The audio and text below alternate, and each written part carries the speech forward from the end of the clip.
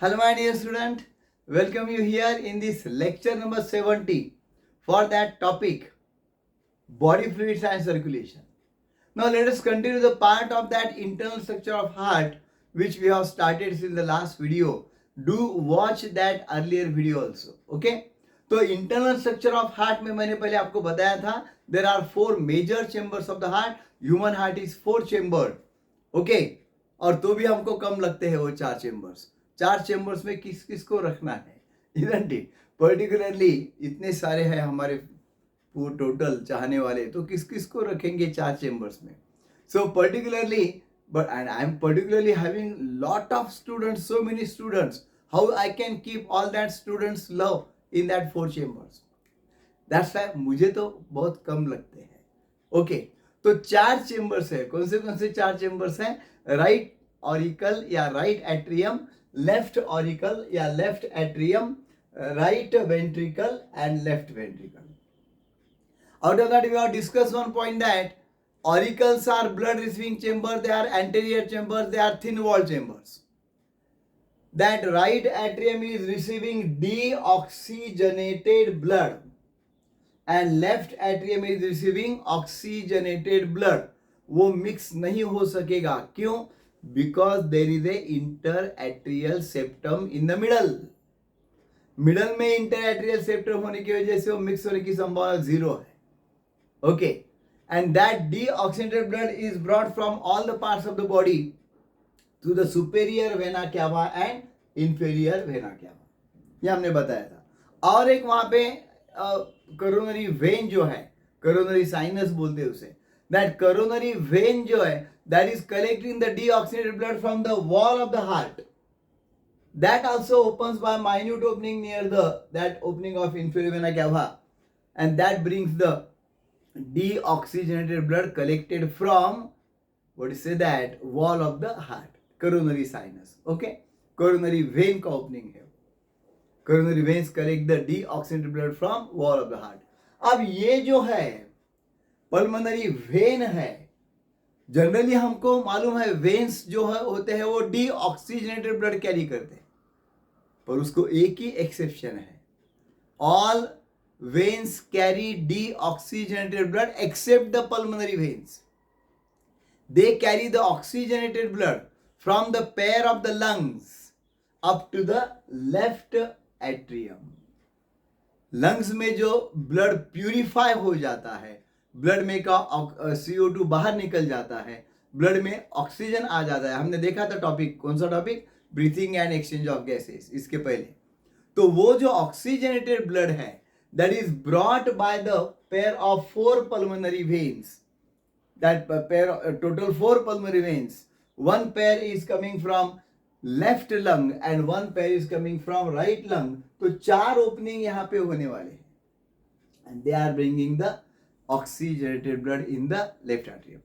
अब दोनों भी एट्रिया जो है, they are connected with their respective ventricles by the doors known as atrioventricular apertures या एट्रियोवेंट्रिकुलर ओपनिंग्स. पॉइंट ध्यान में ले लो. That right atrium is opening into the right ventricle through this right atrioventricular opening. ये जो opening है, this is the right atrioventricular opening. So auricle जब contract होंगे तो उसका ब्लड कहां पे आ जाएगा? Into the right, what is that, ventricle. Okay, and that will be the deoxygenated blood, no doubt, क्योंकि ये deoxygenated blood ही कलेक्ट करता है. तो ये उसका ओपनिंग है. Okay, and then the left atrium opens into the left ventricle through this left atrioventricular opening, and through that what happens there? Oxygenated blood will enter into the, what do you say that, left ventricle. So left ventricle will receive यानी oxygenated and right atrium will receive deoxygenated blood. Okay, very clear. ये दो openings है, and now at both the openings there are present muscular valves. valves होते हैं यहाँ पे, VALVES. और उनके नाम है that at right atrioventricular opening there is present a tricuspid valve. ये tricuspid valve यहाँ पे मैंने लेवल दिया है, 3 कस्प होते हैं उसके, अभी सेक्शन में 2 दिख रहे हैं. So 3 cusps are there and they are called the tricuspid valve that is present at the right atrioventricular opening, and left atrioventricular opening contains bicuspid valve. Left atrioventricular opening में कौन सा है? Bicuspid valve. इसका और एक नाम है. Do you remember that name if you have studied in earlier standard? Its name is mitral valve, MITRAL. Bicuspid valve is also called as mitral valve. 2 ही कस्प है उसके, ये 2. ओके, तो ये वॉल्व का क्या प्रयोजन है, पर्टिकुलरली वॉल्व का रोल क्या है, वो समझ लेना भी बहुत ही इंपॉर्टेंट बात है. देख लो, ये वॉल्व्स यानी ये डोर जो है एट्रियोवेंट्रिकल, मेरे हाथ की तरफ देखो, ये ऊपर ऑरिकल है, समझ लो ऐसा, और नीचे वेंट्रिकल है. यानी मेरे चेहरा जहां पे आ रहा है वहां पे क्या है? पर्टिकुलरली एट्रिया, जो भी होगा, लेफ्ट एट्रियम, राइट एट्रियम. और नीचे जो आ रहा है अभी चेस्ट का पार्ट मेरा, वो क्या है? Ventricle. And now suppose this atrioventricular opening, ये बाइकस्पिड वॉल जो है लेफ्ट साइड में जो है वो समझो 2 कस्प ऐसे उसके जुड़ गए, जैसा दरवाजा बंद होता है ना वैसा, और ये बंद हो गया. तो ये स्प्रिंग डोर के जैसे काम करते हैं दोस्तों. That what happen there, whenever the auricle will contract, ये जब ऑरिकल कॉन्ट्रैक्ट होते हैं तो प्रेशर आ जाता है ब्लड पे. Okay, and then because of that pressure applied from auricle side, ऊपर के हिस्से से प्रेशर आ गया, this door will get open like this. ये 2 कस्प, ये एक, they will get open like this, and the oxygenated blood will trickle down into the ventricle.